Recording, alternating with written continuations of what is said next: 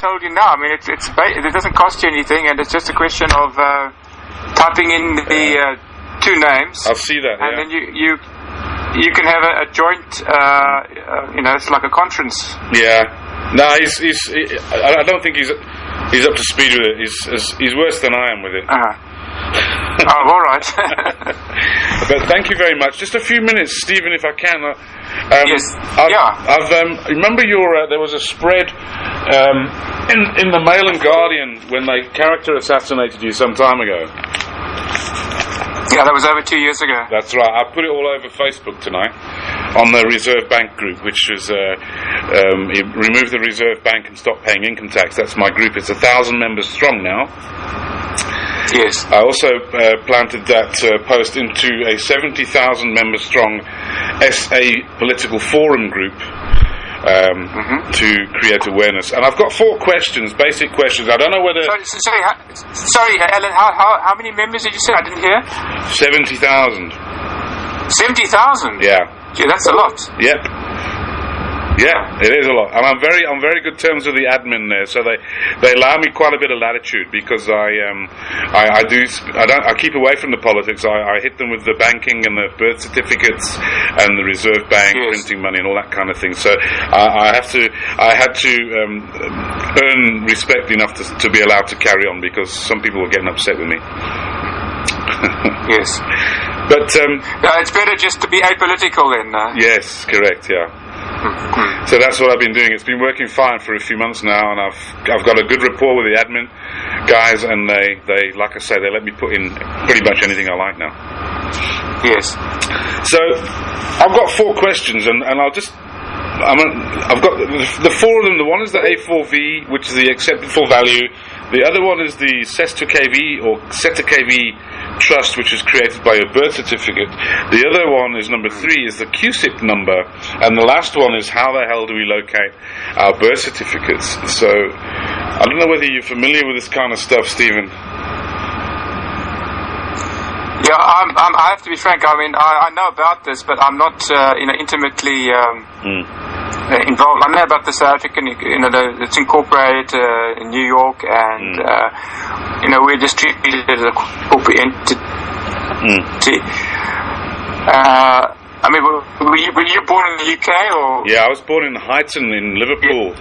I have an abridged birth certificate. It's just a half birth certificate. It's a small piece with a number on it. It was 1957, so I don't know how that fits in, but. Yeah, I think that's before that it started. Okay. Well, I think today you'd have a different, a far more detailed certificate. Yeah, with all funny marks on it and numbers and things. Yes. The reason why I'm interested in trying to find out this is because myself and Nick Milaras, we've been to Toyota and we've selected 3 vehicles that we want to buy, but we've put the information onto our own. What we did is we took their letter, we took their offer to purchase document, and we back engineered it into an offer to sell.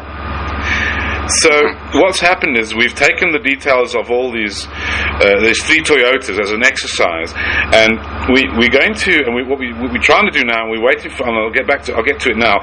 What we're going to do is we're going to take those details on 3 different offers to sell, and we're going to meet it with a document of offers to accept, and take those documents for monetization to the bank. But we know this is not going to be an easy ride, so we're trying to approach the Treasury, and Nick has approached a guy who's been with the Treasury for 30 years. I don't know what his name is, and he says they're going to escort you off the premises, because the idea being is if we can set off these offers to sell against our birth certificate trust using an accepted for value process with a pen on a negotiable instrument, we should be able to contract the amount of the document down to 0 using the A4V process, which means we'll acquire the vehicles using bills of exchange and no cash or no installments.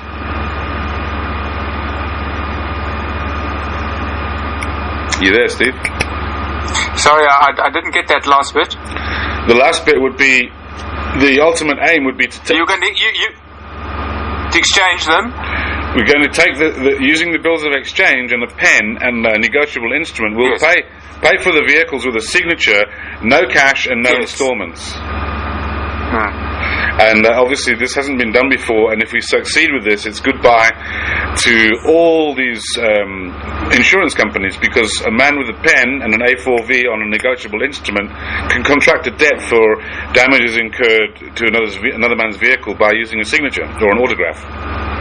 Yes. And that's obviously not desired by the powers that be, you see. Yes.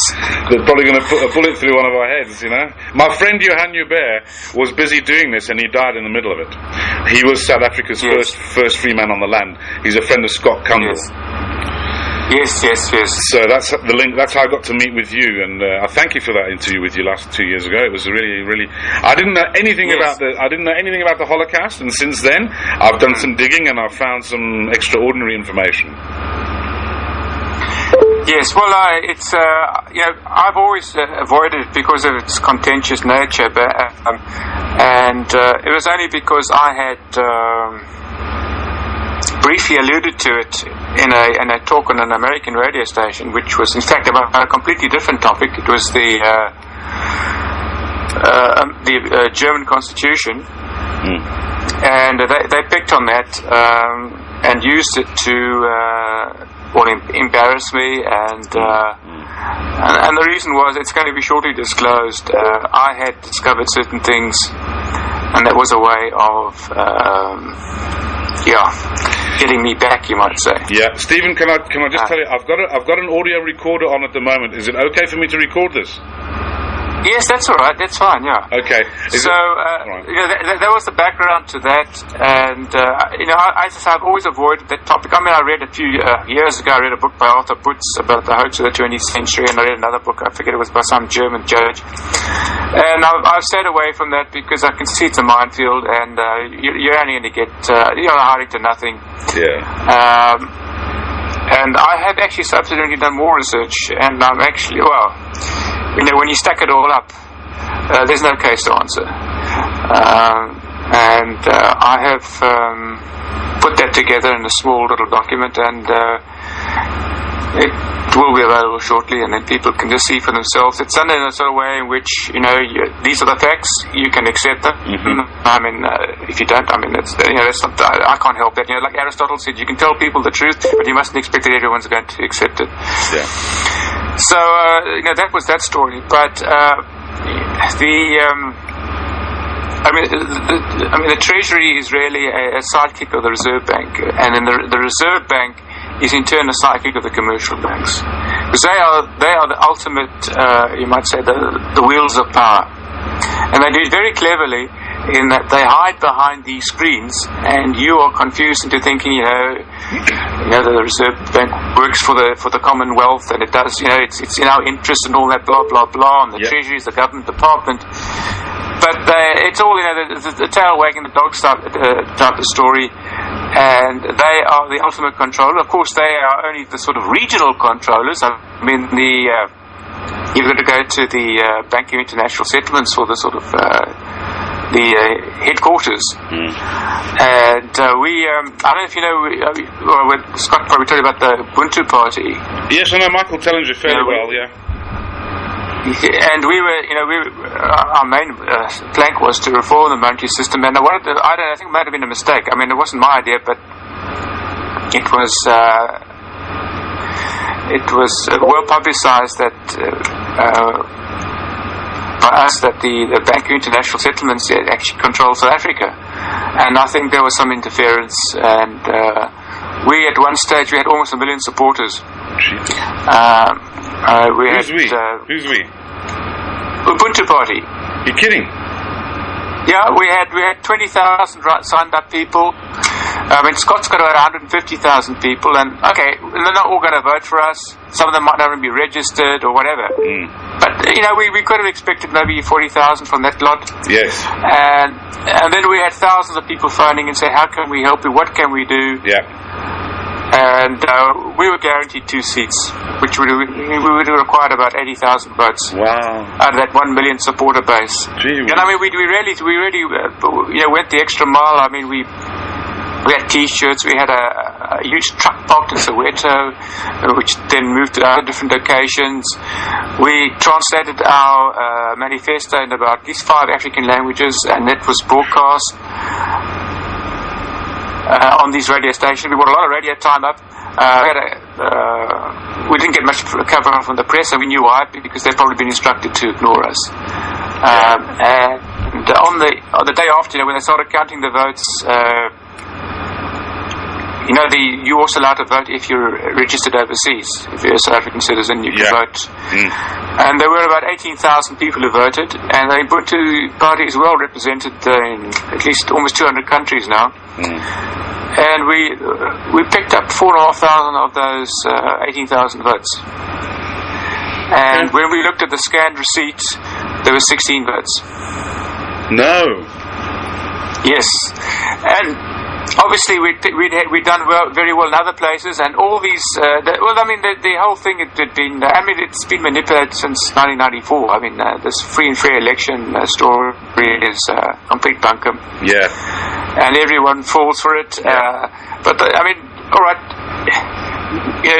when your ballot's done manually and it's counted at the polling station, that there might well be an accurate reflection of what took place. But once it gets to the IEC in Pretoria, they can do what they like. They can. You even see it in Scotland, where you probably read about how they manipulated that result there. I reckon the Scots have hated the English from time immemorial, and there was that chance to get out of it. And they don't vote for it. It was just. You've probably seen the articles and the YouTube clips and all that. I've seen a bit, not much. I'm just talking about the principle. I know you English. Maybe you wouldn't have been in favour of it. But of course, Scotland, of course, was tricked into joining England in 1707 when after the Bank of England was established in 1694. They didn't want Scotland going on its own. They're issuing its own money. I'm losing the first thing they did 2 years later, after they'd created that union, they grabbed control of the Royal Mint in Edinburgh. So that was the whole purpose of the union. It was to grab control of the Scottish money supply. Nothing to do with advancing the local people or helping them. So that's just an aside. Just to confirm the whole system, the electoral system is totally corrupt. Yeah, sure. I remember one friend of mine remarked. He said, "Do you think that honestly, if they allowed it to vote, do you think they honestly let you get away with it?" So the whole thing is a farce. No, it is absolutely. I don't see that as a route, as a solution. You can make protests, fine, but you're not going to turn over the system that way. I think that's my point of view. No, it's obvious. I totally agree with that, 100%. But Stephen, just to come back to the 4 questions, because I'm going to feed back whatever you say. I'm going to feed back to a couple of guys on my Facebook groups. I don't know whether you're on Facebook. You're on Facebook, are you? Nominally, but as you know, it's been closely monitored, and I don't like to. I don't like to be on the constant surveillance. Okay. I think you have to accept that it's no, that's fine. It's a CIA operation. We all know that.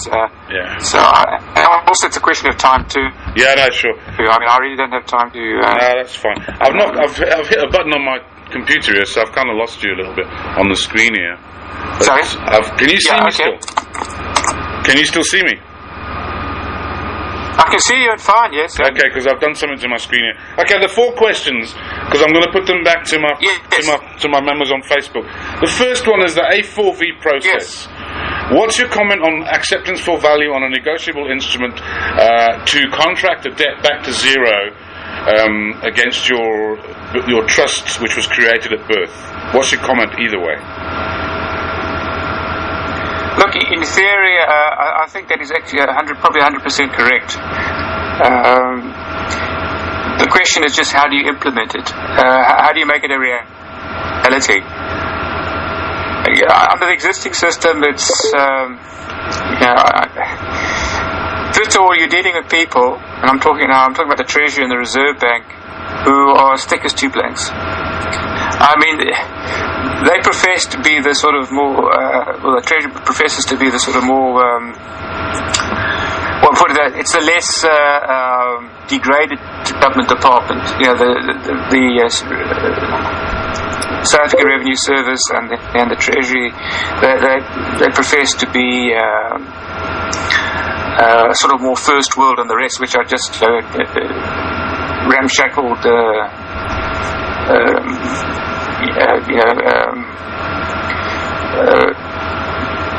representations of what they should be. So you're dealing here with people who are intellectually crippled. To get them to sort of cross the Rubicon, or if you want to use an illusion like that, it's going to take some effort. And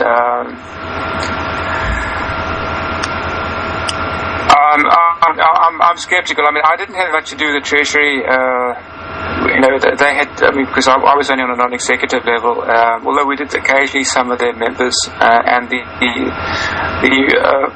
present deputy governor, who will probably be Letsenya Kaganya, who will probably be the new governor. He's from the Treasury, and he's just a parrot, really. I remember once we had a meeting about 3 years ago where the general manager of the Bank for International Settlements came across, and he gave a meeting, and I raised the topic of North Dakota and a state bank issuing its own currency, and the fact that North Dakota has the lowest unemployment in America, and has a budget surplus and so forth. And this chap Karuna replied that he'd never heard of the Bank of North Dakota, and that there were other reasons why it was so successful. And then this former chap from the Treasury, he said, he made a comment that I must be completely daft that it can be done without interest. So that is the mindset. And as for the Reserve Bank, I mean, it's they profess to be a knowledge institution, and I don't know, they've got I forget the number of PhDs they've got working there. It might have been 30 or 40, I can't remember the exact figure. But from my interaction, I'm afraid to say that they're all useless. They're totally off the page, and they are sort of apparatchiks which have to you have to follow the rules.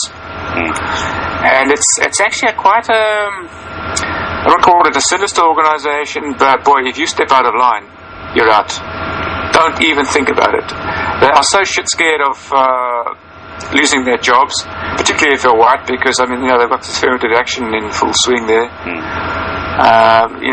You will definitely suffer.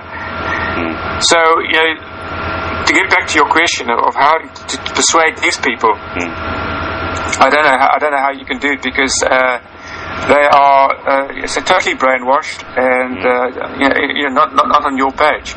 Well, to just answer that from my side, the way I understand it from my late friend Johan Hubert, what he was busy doing was exactly what we're doing with Toyota now. But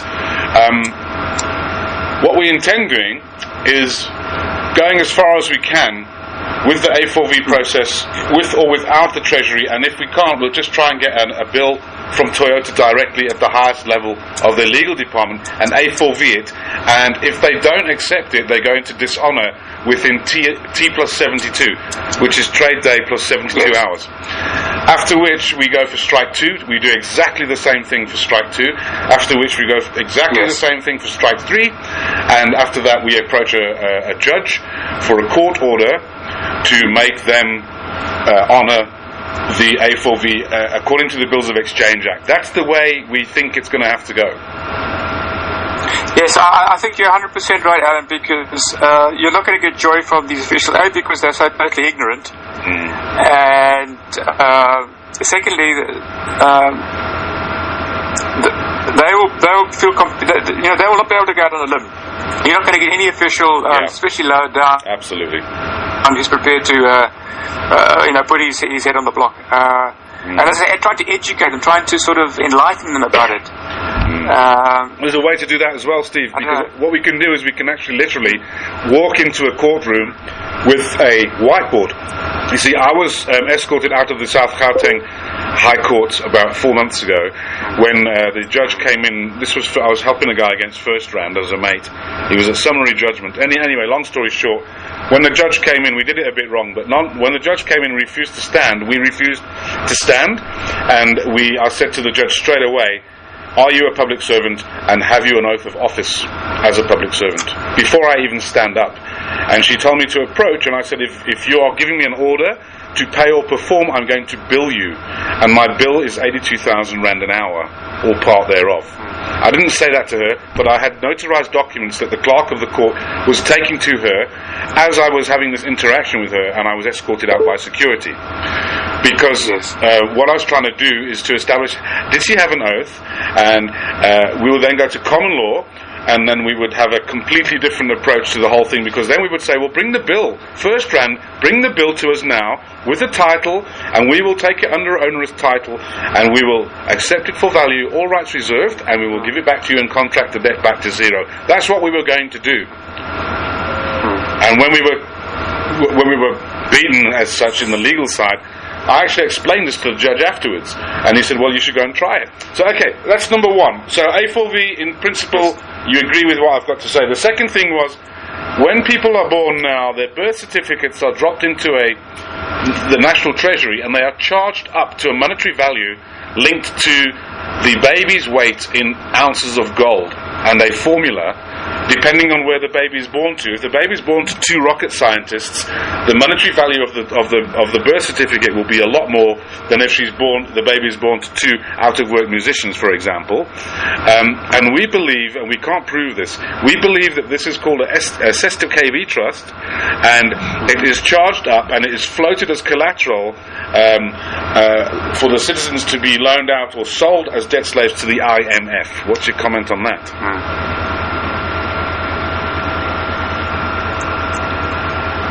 Hello? Yeah, I'm still here. Yes. So, in other words, Stephen, can you hear me? Yes, I'm hearing you. Well, in other words, fine, carry on. This birth certificate, which is linked to your person, linked to your ID book, your person, your corporation that you're born, when you're born is created. That is what gives the man with a pen the ability to contract a debt back to zero on an A4V process on a negotiable instrument, because it's backed by the Sester KB trust. And this is the trust that the banks access when they give you a loan for a vehicle or a home loan. They don't give you money, they access your trust and lend your own money back to you. Yes. That's what we're finding out. Up to the value you've been assessed at. Yes, whatever it is. And I've heard it's $1 million, I've heard it's $15 billion, because the theory behind it is that the next baby that's born could be the next Bill Gates in monetary terms. So basically, the baby, as cargo, is pledged to the government in a maritime admiralty jurisdiction, a legal system, is pledged to the government and limited as a corporation for benefits and privileges. But in actual fact, the baby is born unlimited, because it could be the next Bill Gates. But you can't put unlimited onto a spreadsheet. It has to be discounted down to a monetary value to appear on an accounting system. That's what we're finding out. So we're having so much trouble trying to prove this, which will lead to my next point, which is linked. The QSIP numbers. Sorry, yeah. Sorry, Alan. Yeah. These birth certificates. Have you been able to detect any sort of unusual characteristics or? Well, this is why I've got a guy on Facebook right at this moment who's asked me to ask you the question, because somebody in, I think, Cape Town or in South Africa has managed through a QSIP number to trace his or her birth certificate somewhere on a stock exchange, and that's my question. The QSIP numbers, I should be able to plug in a number, or at least a newborn baby now in these days, should be able to plug in their QSIP number and find out exactly where their birth certificate is and what it's worth. Right. It's quite. And does this arrangement mention anything about the paying of interest? when the money's loaned. I mean, is that clause included? I haven't thought about that, but I'm sure it would be linked to. You see, what they would do is that they would sell the birth certificate as a bond, and they would get actuaries to work out where the baby was born to, in which kind of social climate the baby is born in, and then on an approximate average age of the baby, let's say it's 72 years, and the baby's capability to provide goods and services, being a doctor or a professor or something, into society, and to be able to generate income taxes, obviously there would be some kind of figure in there for usury, but I don't know. So that they would calculate a present value of that person. Yeah. And then just run it down. Yeah. So when Zuma did the census a couple of years ago, he did the census, and I don't know how many new births let's say he found 4 million new births, let's say, or 11 million new births, or whatever it was. This would mean, after the census, theoretically, according to our harebrained scheme, if you like, it would be, yes, he would be able to take 11 million birth certificates and take them to the IMF and say, give me money based on this. Yes. So your citizens are pledged instead of gold.